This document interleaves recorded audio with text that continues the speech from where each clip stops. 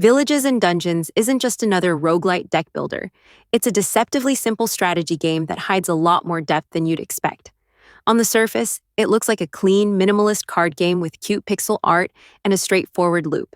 Build your deck, dive into a dungeon, see how far you can go, but give it more than 5 minutes, and it reveals a system that's layered, reactive, and wildly replayable. The heart of the game is its 1+4 deck building system. You don't go in with a bloated 30-card pile full of marginal upgrades. Instead, you start with one core card, your playstyle anchor, and build around it with 4 supporting cards that synergize with your chosen path. It's streamlined, but not shallow. In fact, the constraints force you to think more critically about every move you make. You're constantly weighing trade-offs, not just between damage or healing, but between tempo, long-term payoff, and elemental interactions. There are 5 elements at play: water, fire, wood, light, and dark, and each one introduces its own rhythm. Fire might burn fast and burn out, while water plays the long game, but the game doesn't lock you into rigid archetypes. Instead, it encourages experimentation, even mid-run. That's where the roguelite DNA kicks in. You might start with a light-based healer setup, then stumble upon a dark rune that opens up a completely different playstyle, and suddenly you're building for lifesteal and corruption instead of support. That flexibility is a big part of what makes Villages and Dungeons compelling. No 2 runs feel the same, not just because the dungeons are randomized, but because your approach keeps evolving. The card pool is deep, over 300 cards, and every run introduces new combinations. You're not just playing the same hand over and over with slight variations. You're actively crafting your strategy in real time, responding to what the game throws at you, and it throws a lot. The dungeon design is modular, with shifting layouts and randomized encounters that range from helpful merchants to chaotic warp events that can completely reroute your run. There's an almost board game-like feel to how you navigate each floor. Do you take the safe path toward a healing fountain, or gamble on a mystery tile that could lead to treasure or disaster? These micro-decisions stack up fast and keep every playthrough tense and engaging. But what really gives Villages and Dungeons staying power is its commitment to progress through failure. Like any solid roguelite, death isn't the end, it's a data point. Even failed runs reward you with loot and resources that feed into your meta progression system. You can unlock new runes, upgrade your base, and improve your odds for the next attempt. The game encourages you to take risks, test builds, and lean into chaos, because nothing is ever truly wasted. The combat itself leans more toward tactical than flashy.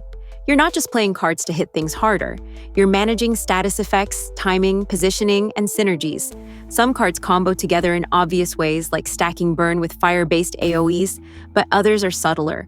A wood card that delays damage taken might not seem strong until you pair it with a light card that amplifies healing, or a dark effect that triggers when damage is avoided. And then there's rune customization. These little modifiers add an extra twist to your deck without bloating it.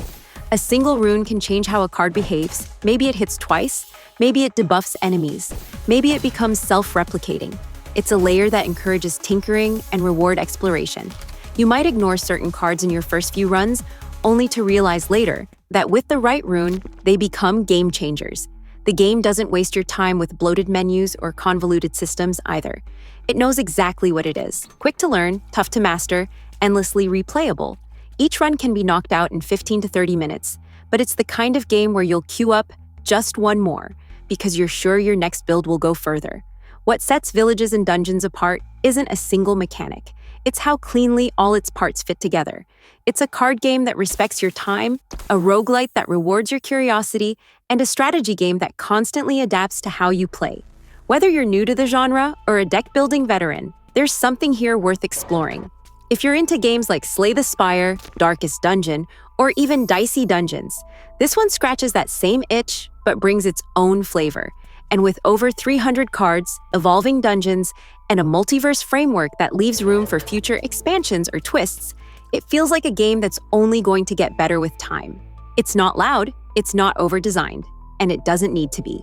Villages and Dungeons is built around tight mechanics, smart choices, and that addictive, just one more run loop that makes roguelites shine.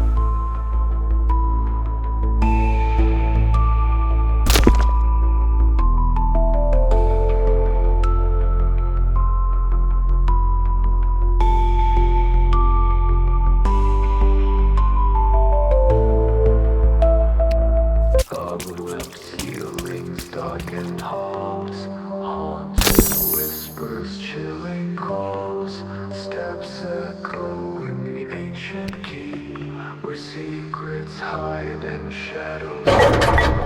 Torches flicker, casting glows. Mystery in the air, it flows. Rusty gates that creak and moan. Intrigue thick as heart of stone. Lost in the maze of endless night. Eyes that peer yet stay out of sight. Breath held tight as shadows loom. In the dungeon where darkness brooms.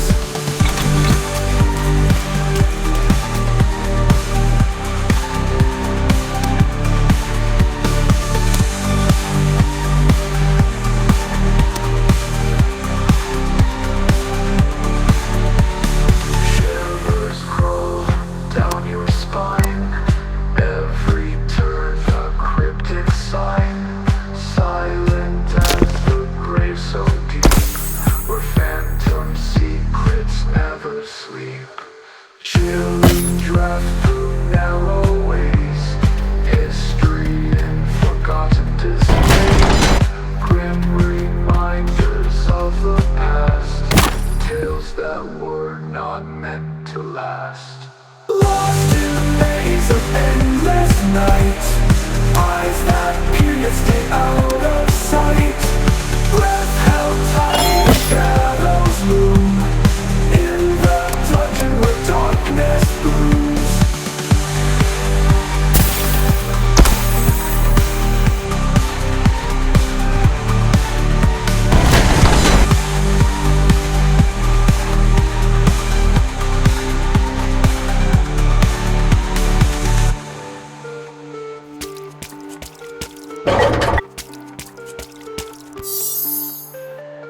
Shivers crawl down your spine.